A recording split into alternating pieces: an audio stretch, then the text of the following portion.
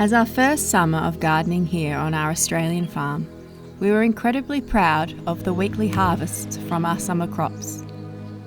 The long season here meant most of these plants were still providing us with fruit and vegetables well into the fall or autumn season. There's some top-notch beetroot. They look really great. So the last few months have been a busy time for us, learning how to preserve our bounty so we can continue to enjoy it over the winter months.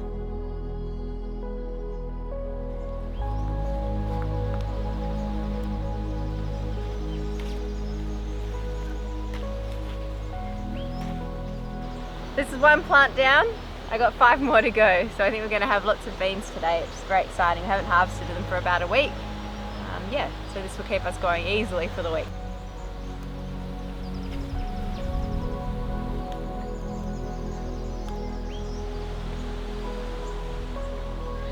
Watermelon? Thanks.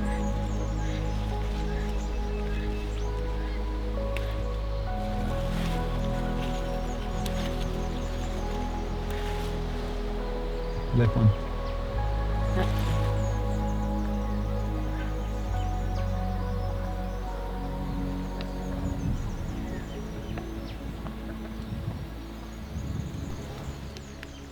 These are like really abundant for, I think we put like 7 plants in. It's just incredible how much fruit they have on them.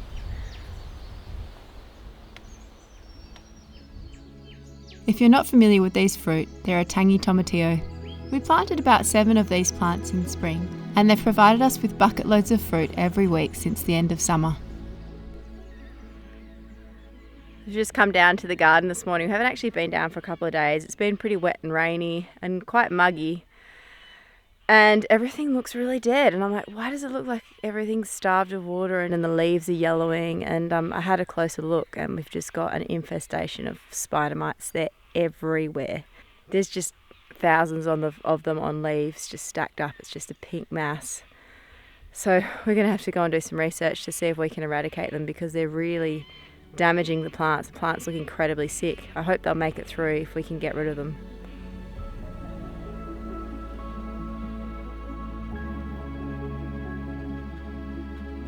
After some urgent research, we decided to physically remove the spider mites using the hose. The mites really dislike being wet, and this method was particularly effective.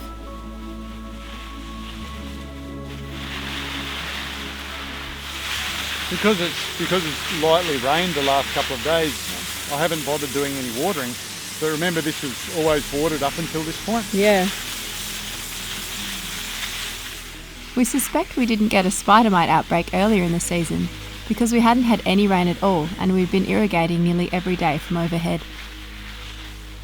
Unfortunately for the bean and melon plants, the intervention came too late and they never really grew back with much vigour. The peppers, zucchini, corn and pumpkin plants did not seem too affected by the outbreak.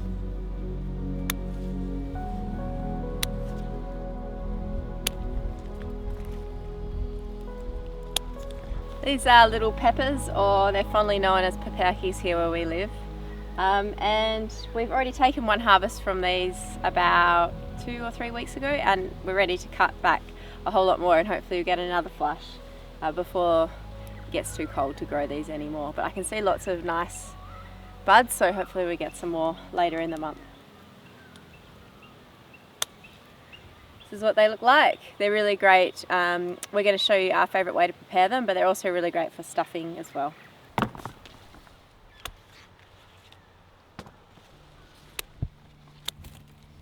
Big one. There were so many in this bush. They're all kind of stuck and they've grown all crazy like this. There's a pretty good harvest from 6 plants. One of them I actually didn't even touch because they're quite small, the paperki. So 5 plants. This is our second harvest. And yeah, we're excited because they're delicious.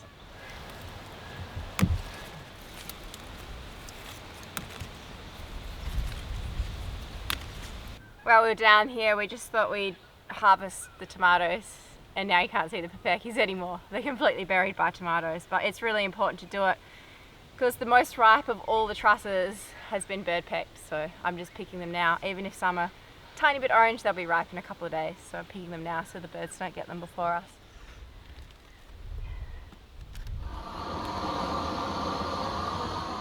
If it wasn't for a fire ban, we'd be doing this over an actual nice wood flame. But we have to do it with the barbecue. Now I've done it with the barbecue, just the grill part before, and it's quite slow actually. And what you're doing is like you're using gas to heat up a bunch of rocks. It's quite further down, and it's not quite as directed as doing it that way is. Not to mention that's way more fun. So anyone that's got a bit of land, one of these things is unbelievably useful. Like we've used that to dehair pigs and ducks. They're amazing at starting a bonfire, and people often splash a lot of diesel around. These things are so much cheaper and more efficient. And we'll just see if this works out. So you want this really uniformly blackened and charred to make this peel easier. At the moment it won't peel, so we put it in a plastic container, they sweat, and then the skin will come off. And just one other thing, when you've got this many paperki to do, you can't just have that little space there, and we've got to get it done. So you're going to lay them all out now? Well, I can just sort of... Do you think we want to do them all? Yeah, I think so.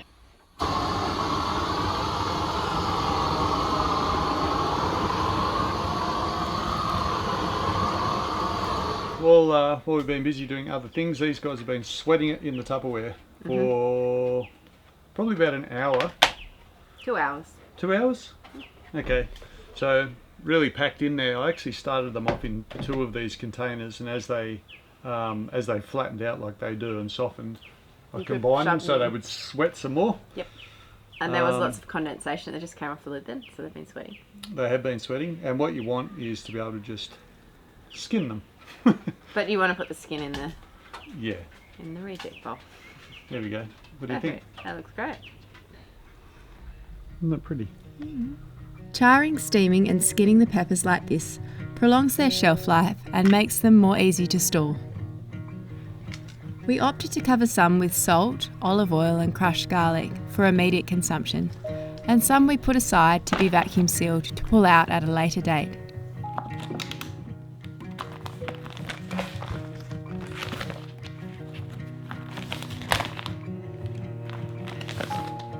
Kind of tricky. Oh, got it. Got it? We'd netted our peach tree at the start of summer to prevent the birds from damaging the fruit. Each one of these little branches is like a little hook. There we are. The weight of the fruit on the main branch, combined with winds from a late summer storm, had a month earlier snapped the branch-bearing fruit. Thankfully, some of the branch had remained attached to the tree, and the fruit continued to ripen. So it's got a pretty good blush to it. If anything, they don't look that amazing just because we've had a lot of the grey dust around here blowing in the wind. But the rain has finally arrived, so life is a lot more livable. Look at that, dirty. We'll stick them in the wash. So we'll get this main harvest. There's a couple of hard ones. You just want to leave it on there, and no, we'll just ripen them off. You think? Yep, I want to cut it all back. Oh, okay. Yeah, otherwise it's just the birds will come and take them. Well, this might be off the parrot's radar. It takes a while for them to twig. Yeah, I think they'll ripen fine off the tree. Okay. There's not that many that are hard. So I think this is about half of what we harvested off this tree. What would you say, Troy? Because we've pulled about 2 buckets off before. Yeah, I think you're about right. You're always pretty good with the estimates. Yeah, so this is quite a lot. Maybe we can weigh it inside and kind of get an idea of the yield of just one tree, off one branch pretty much. Yep. I'm going to say this is like 12 kilos maybe. No, actually that's a bit too heavy. I'm going to say it's 8. So we've managed to make our goats fairly happy. Not this, but we've made their enclosure. Now that we've started to get some rain again, the electric fences are working for goats. So our energizer was outputting 7,000, 8,000 volts, but because the earth was so dry, even though I drove a big long post into the ground, this was only delivering like 3,000 volts. You know, further away you get from the energizer, but now we've had just a little bit of rain, it's punching back out that 6,000, so this electric fence is keeping the goats in. This top wire is not electrified, it just intimidates them from jumping, because they can definitely jump over this wire, and if they're in the air, if they touch it even, they won't get electrified. So But now that they're confined in here, Pasky had the idea of sticking one of these pallets in. So I drove some star pickets and we just put a pallet over the top like that. And now we can stick all sorts of branches in, because goats, they will graze, but they prefer to browse and they like to climb for their food. So this has kept them really entertained, isn't it? Bloody. So we'll stick all sorts of different browse in here. So while they're grazing a little bit on the bracken, and particularly there's some blackberry over by the chook coop, they're getting into it, we'll often put feijoa leaves at the moment. They've got a limited amount of stone fruit, that peach that we just harvested. We pop that in there. They can't have too much of that, but you know, a little bit's all right. And they sort of self-limit that. There's a bit of cork oak that they put in, that's a real favourite. And we've got Tagasasti or tree lucerne, and we put that in and that just disappears. But they really, really enjoy, if you've got goats and you're not doing it yet, they really enjoy this because they can climb up the side of it, they can reach up, and they're much happier eating when their neck's stretched out and they have to work for it. We have tried throwing it on the ground. They don't like it as much. Like, they will eat it, but as soon as one of them steps on it, and particularly if one of them wheezes on it, it's all over. Whereas this will get consumed all the way back to the branches. You know when you said there's about 12 kilos before? Yeah. I think you might be right. Shouldn't have doubted myself, eh? That's cool. That means we probably got around 20 kilos, if that's the right estimate. But anyway, we'll go weigh it and see.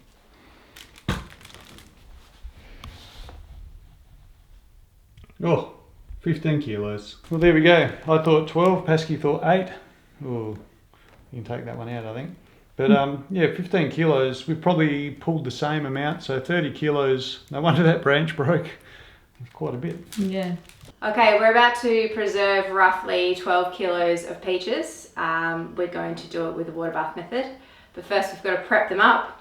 We've got to wash them, cut them in half, remove the pip, remove the skin, and then prepare a syrup and boil them in that. We're going to hot pack them and then water bath them here in this pressure canner.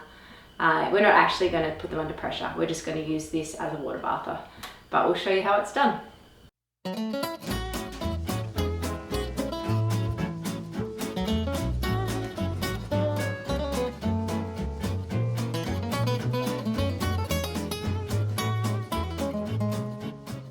Blanching the peaches in water for a few seconds makes it easier to peel them.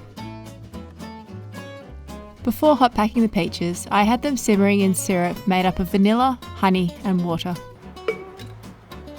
We packed the hot peaches into warm sterilised jars, topping with syrup and leaving 1 inch of headspace. It's important to clean the rim to make sure there's no residue that will affect the seal.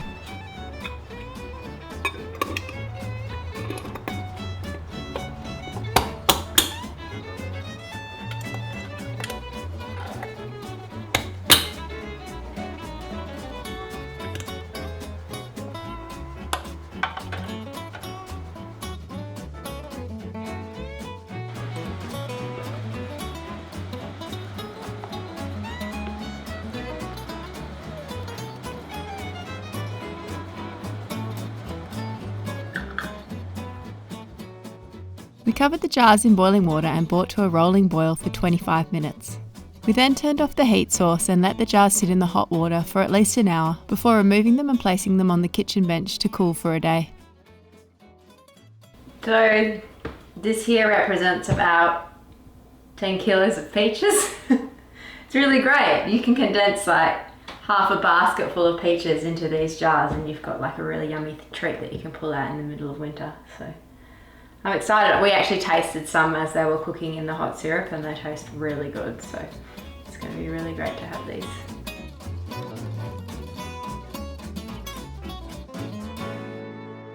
This is our first watermelon.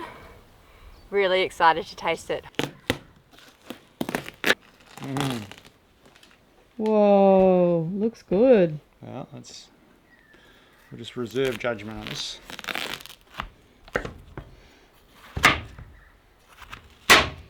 Watermelon? No. It's pretty good. It's not super sweet. But the texture is really good. You know how you get those flowery ones? Yeah, it's not flowery. Notice that the flesh is like all the way to the rind, so you don't get all that wastage like you get normally at shop bought watermelon, which is pretty cool. Good variety. There's not much inedible stuff, is there? No. Pretty good.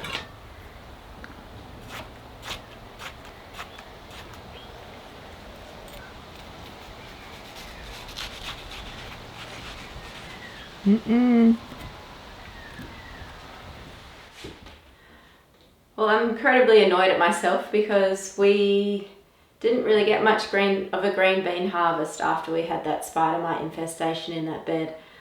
We pulled a couple more bags of green beans off, but I saved the last. I just pulled out the plants because they didn't really thrive anymore, and it's getting cold now.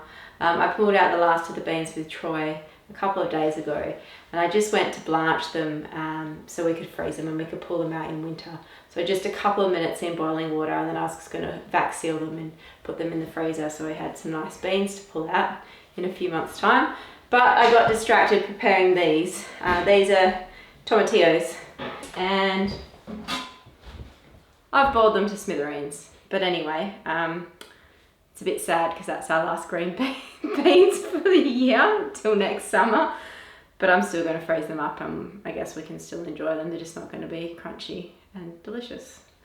So it gets frustrating when you're trying to preserve a whole lot of stuff and trying to do a whole lot of things at the same time.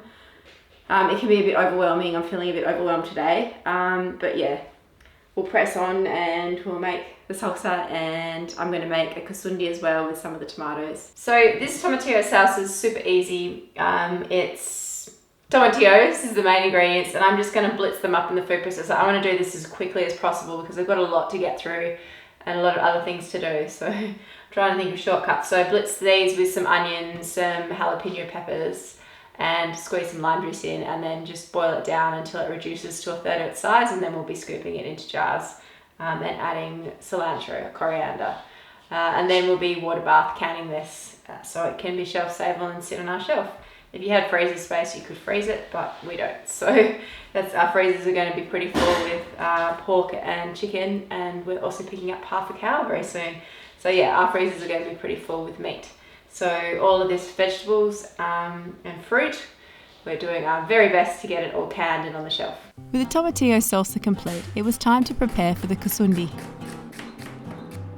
Kasoundi is a spicy chutney that pairs very well with Indian dishes such as curries and samosas. It's a great way to use up excess tomatoes, particularly those with any imperfections.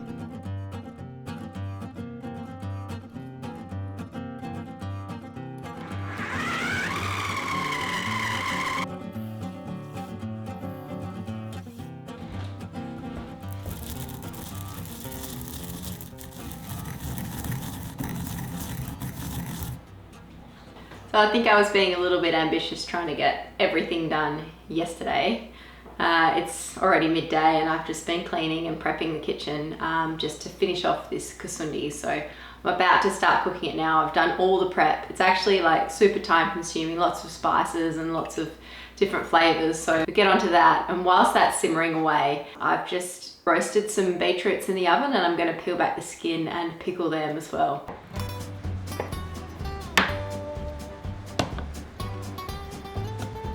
I pulled the beetroot pickling jars out of a warm oven and added a few cloves and some dried seed heads from our dill plants. I then filled the jars with our chopped beetroot and topped with a pickling brine made up of water, sugar, salt and vinegar.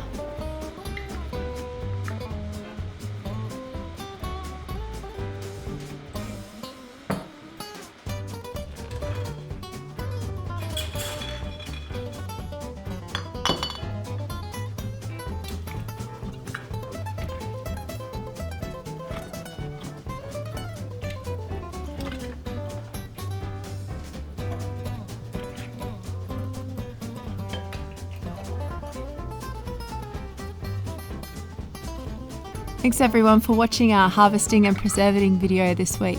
If you enjoyed it, we'd be really grateful if you gave it a thumbs up, and if you shared it with your friends and family that might be interested in what's going on here at the Ramshackle Ranch. We look forward to seeing you next time.